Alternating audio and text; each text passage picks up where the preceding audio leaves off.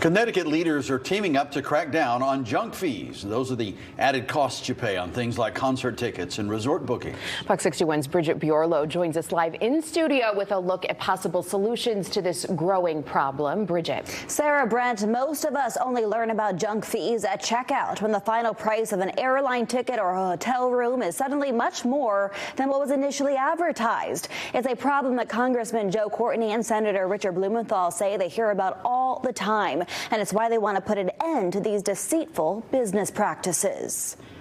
Jason Sattler of Groton is fed up with hidden fees. We need more options, and we, the fans, need to be put before profits. But those added costs baked into concert tickets, flights at the airport, and hotel rooms are hard to avoid. And oftentimes they aren't discovered until the end of a purchasing process, as in Jason's recent experience with Ticketmaster. What I did not expect was the $41.10 service fee that was attached to each ticket.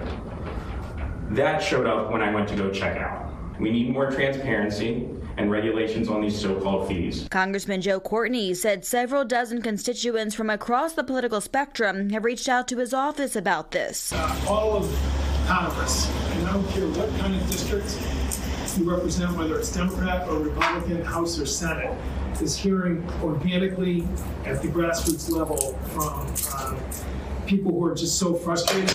In May, he and a majority of his colleagues in Congress passed the Ticket Act, requiring companies to advertise the total cost of a ticket up front. Senator Richard Blumenthal introducing a separate bill in the U.S. Senate called the Junk Fee Prevention Act, which would stop industries from stacking on excessive and unnecessary fees. Blumenthal said, quote, "Everyone has been a victim of the excessive and exploitative fees charged by Ticketmaster, airlines, hotels, internet service providers, and others.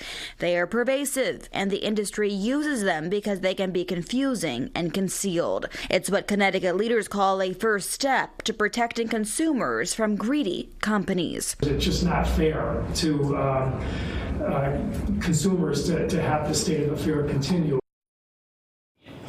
Earlier this year, the Biden administration introduced a new rule that would require airlines to disclose fees for checking a bag or changing a flight, but the airline industry is suing over this to stop the change from happening. Credit card companies are also pushing back on the efforts, with a federal judge in Texas putting a hold on a new rule that would have blocked companies from charging late fees higher than $8. Brent, Sarah. Thank you, Bridget. Well.